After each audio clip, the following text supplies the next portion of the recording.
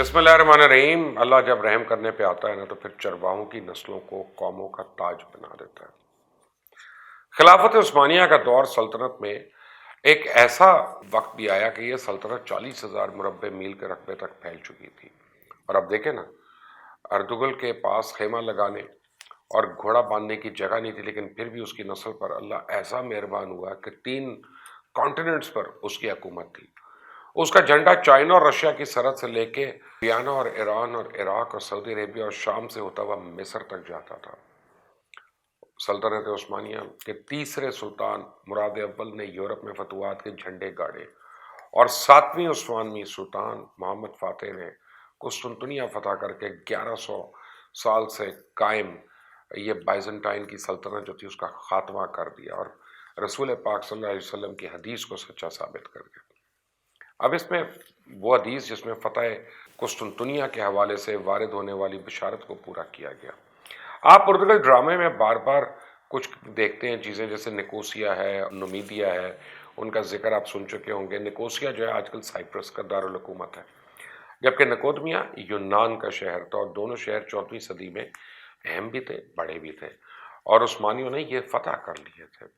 दरअसल रियासतों को रियासत बनाने में नस्लों का लहू और हड्डियां खर्च होती हैं, और फिर कहीं जाके कोई रियासत सर उठाती है, फिर कहीं जाके उनके झंडे अक़वाम आलम के दरमियान लहराते हैं। और खिलाफत उस्मानिया की रगों में भी अर्तुगरुल के 18 नस्लों और 36 सुल्तानों का लहू शामिल हुआ, और फिर कहीं जाके अर्तुगरुल आज की नस्ल तक पहुंचा, फिर कहीं जाके दुनिया ने तस्लीम किया और उनको अजीम माना। मिसाल मैं आपको देता हूँ कि वियना के मुज़ाफ़ात और बुदापेस्ट की पहाड़ियों तक यहाँ तो तुर्क कब्रिस्तान भी हैं, और हर कब्र के सरहाने कलमा शहादत लिखा हुआ है। नेपोलियन बोनापार्ट ने अर्तुगरुल की नस्ल के बारे में क्या खूब कहा था कि दुनिया की हर फौज किसी न किसी के स्टाइल में लड़ती है, लेकिन टर्क्स सिर्फ और सिर्फ टर्क के स्टाइल में लड़ते हैं। यानी उस्मानिया खिलाफत जो है तारीख़ इस्लामी में वसअत के लिहाज से वसी तरीन खिलाफत थी। मज़े की बात है कि इस इस्लामी सल्तनत ने यूरोप की नाक के नीचे जन्म लिया, और देखते ही देखते यूरोप के बहुत से खित्तों को बशमूल बाइजेंटाइन रियासत के पाया तख्त को अपने अंदर समो लिया। और यह भी एक हकीकत है कि उस्मानी खिलाफत सिर्फ मुसलमानों ही के लिए नहीं, जुल्म के मारे यहूदियों या ईसाई अगर कहीं नकल मकानी करके सुकून पा सकते थे तो सल्तनत उस्मानिया ही की सरजमीन थी। 600 साल तवील तरीन तारीख की मालिक सल्तनत उस्मानिया में हर मजहब, नस्ल, जुबान और सकाफत रखने वाले उनके गिरोह मौजूद थे। 600 साल तक कायम सल्तनत उस्मानिया में कभी भी क्लासिकल तर्ज की खाना जंगी नहीं हुई, और यूरोपियन सल्तनतों की तरह कभी भी दीनी और मजहबी झड़पें आपको मंजर आम पे नहीं आई। उस्मानियों के ने दीगर मज़ाहिब और सकाफ़तों के साथ हमेशा रवादारी का मुजाहरा किया। दीन इस्लाम की तालीमात की रोशनी में उन्होंने अहले किताब यानी मसीही और यहूदियों को खुद मुख्तारी देते हुए उन्हें हर तरह का तहफ़्फ़ुज़ फराहम किया। और यही वजह है कि 1492 में स्पेन से मुल्क बदर किए जाने वाले यहूदियों ने सल्तनत उस्मानिया में पनाह लेते हुए पूरी ज़िंदगी अमन और अमान के साथ गुजारी। यहूदी, ईसाई, आर्मीनियन सल्तनत उस्मानिया में आला ओहदों पर फाइज थे, और इस तरह वो अपनी खिदमत के साथ साथ सल्तनत उस्मानिया के फ़रोग़ में भी मददगार साबित हुए। अर्तुगरुल की नस्ल ने सिर्फ तलवारों और घोड़ों में कमाल नहीं किया, बल्कि इसने दुनिया को ब्यूरोक्रेसी, आर्किटेक्चर, लाइफस्टाइल, फौज की तंजीम साजी उसका और ये सब कुछ दिया। उस्मानिया सल्तनत मशरक़ी यूरोप के ईसाई बच्चों को गोद ले लेते थे, ये इन बच्चों को आला तालीम दिलाते थे, और जब ये बड़े हो जाते थे तो उन्हें ब्यूरोक्रेसी में शामिल कर देते थे। ये बच्चे रिश्तेदारों की मजबूरियों से पाक होते थे, चुनाचे पूरी जिंदगी करप्शन फ्री होते थे। तुर्क फौज का एक जानसार दस्ता यानी चेरी कहलाता था। ये लोग सिर्फ मरने के लिए मैदान में उतरते थे, लिहाजा ये कभी हार कर वापस नहीं आए। सुल्तान भी उनके खौफ से कोई नाइंसाफ़ी को गड़बड़ नहीं करते थे। ये बागी शहजादों के सर उतार देते थे, और कमज़ोर और करप्ट बादशाह को कान से पकड़ के तख्त से उतार दिया करते थे। और इसके अलावा कॉन्स्टेंटिनोपल के मुहासरे के बारे में तो मौरखीन बताते हैं कि दुनिया ने पहले कभी इतनी बड़ी तादाद में तोपें एक जगह पे नहीं देखी। टर्क आर्काइव्स ऐसी दस्तावेजात और सबूतों के ज़ख़ीरे से भरी पड़ी हैं जिनसे उस्मानियों की तोपें बनाने की सनत, जहाज साजी और बारूद खाने बनाने की सलाहियत की भरपूर झलक मिलती है। 16वीं सदी, 17वीं सदी, 18वीं सदी, इसमें जब सल्तनत उस्मानिया की हुक्मरानी यूरोप से एशिया तक फैली थी, उसके तकरीबन हर बड़े सूबे में बारूद तैयार किया जाता था। मौरखीन तो लिखते हैं कि सल्तनत उस्मानिया की सल्तनतों का रोब اور دبدبا اپنی جگہ، لیکن ان کی شہرت تھی کہ وہ علم و ہنر کی قدر کرتے تھے، اور خاص طور اگر ان دونوں چیزوں کا تعلق عسکری میدان سے ہو بہت زیادہ قدر ہوتی تھی۔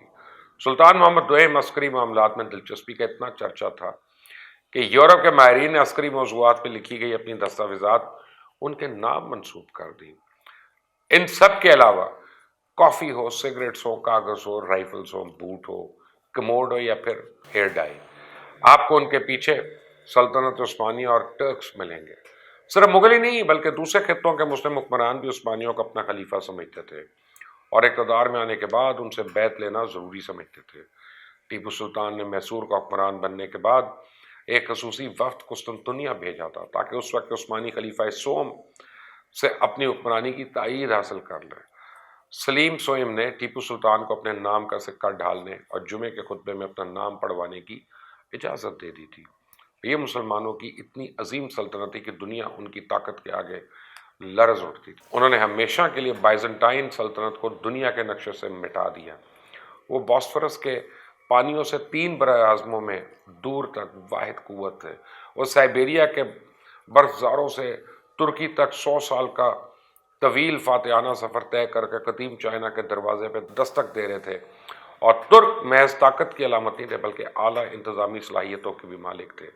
انہوں نے ایک ایسی عالمی سلطنت مستحکم کی جو 6 صدیوں تک قائم رہی اور 20ویں صدی تک یہ اس کا سفر جاری رہا۔ یہ وہ کارنامہ تھا جو آج تک کسی کے حصے میں نہیں آیا۔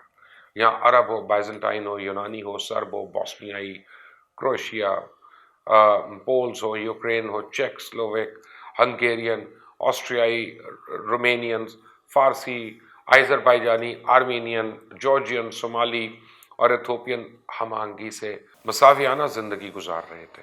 زبانیں اور لب و لہجے بے شمار تھے۔ استنبول کا سلطان حرمین مکہ مکرمہ اور مدینہ منورہ کا والی کہلاتا تھا اور خلیفہ وقت خدا کا زمین پہ نمائندہ تھا۔ ترک حکومت نے ایسا قانونی ڈھانچہ تشکیل دیا کہ جسے مسلمانوں کے لیے شرعی قوانین اور دیگر کے لیے ان کی شریعت کے قوانین لاگو کیے گئے، اور ریاست کے کاروباری معاملات کے لیے سول قوانین بنائے گئے تھے، اور دیگر مذاہب اور نسلوں کے لیے برداشت اور ہم آہنگی کا رویہ اسوہ حسنہ اور خلافت راشدہ کی طرز حکمرانی کا ایک تسلسل تھا جسے خوبی سے قائم رکھا گیا۔ یوں طاقت اور عدل و انصاف کے اس ماحول نے ترک سلطنت کی عظمت مستحکم کر دی تھی۔ صدیوں تک لاکھوں مربع کلومیٹر پر پھیلی سرحدوں اور ہر سمت سے جنگی میدانوں میں اپنی برتری قائم رکھنے کے بعد سلطنت عثمانیہ کے مسائل شروع کہاں سے ہوتے ہیں؟ اس کا نہ تو کوئی سیدھا جواب ہے اور نہ ہی کوئی ایک مورخ اس کی وضاحت کر چکا۔ بہرحال آخر میں صرف بس اتنا ہی کہوں گا کہ یہ عظیم سلطنت خود اپنے اندر ایک کائنات تھی۔ آپ اس کے متعلق اگر اور ہماری رائے یعنی ہماری نالج میں اضافہ کر سکیں تو ضرور اپنی رائے دیں، پلیز ہمیں بتائیے گا۔ آپ کے منتظر رہیں گے۔ اس چینل کو سبسکرائب کرنا مت بھولیں، بیل آئیکن کو پریس کریں۔ اللہ حافظ۔